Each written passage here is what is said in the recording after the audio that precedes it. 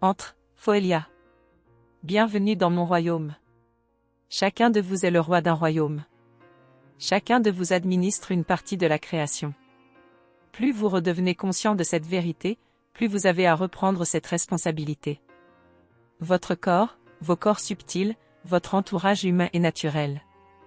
Tout cela est vous, et le soin que vous apportez à cet environnement que vous habitez pourrait être plus consciemment celui d'un roi aimant.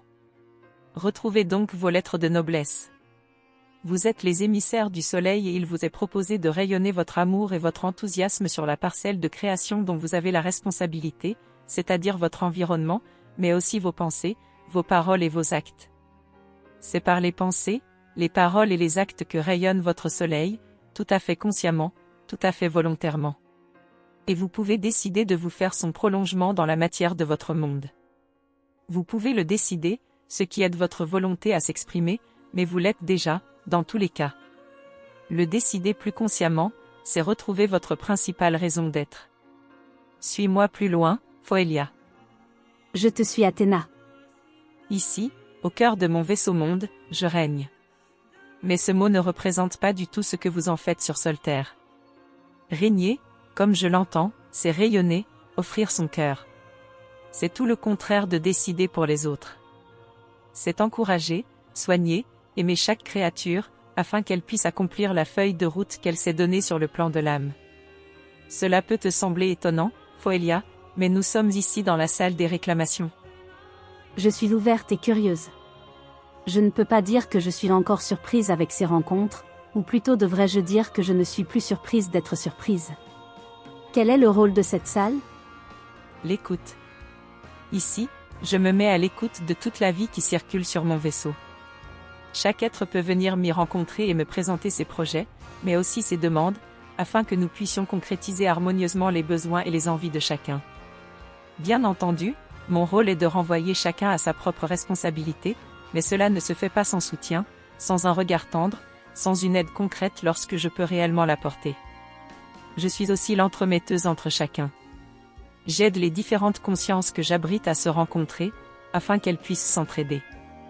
Chacun est tellement unique et porte un savoir-faire original.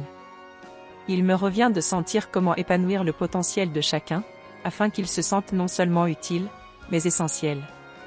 C'est mon rôle de coordonner. Si je vous montre ceci, c'est pour que vous n'oubliez plus que c'est aussi votre rôle d'organiser une société où chacun a sa place. Et ce n'est pas facile. C'est un art que vous pouvez d'ores et déjà cultiver, apprendre à reconnaître chacun pour les qualités qu'il porte, et découvrir cette inspiration pour le collectif, qui vous permet de soutenir l'éclosion des talents. Pour être concrète, et parce que je sais que vous appréciez les propositions d'action, voici ma proposition du jour. Dressez la liste de toutes les créatures qui bénéficient de votre rayonnement, qu'il s'agisse de vos proches humains, animaux, végétaux, lieux que vous côtoyez. Choisissez 7 d'entre eux et conscientisez, pour chacun d'eux, une qualité qu'ils portent. Remarquez que vous êtes en train de créer une pensée dont l'énergie est belle et réelle. Lisez ensuite à haute voix cette liste. Vous êtes en train de matérialiser vos mots dans le monde du son, qui est déjà plus dense qu'une pensée. Ensuite, votre mission, si vous l'acceptez parce qu'elle vous enthousiasme, sera de trouver un moyen afin de dire adéquatement cette qualité à l'être chez qui vous la reconnaissez.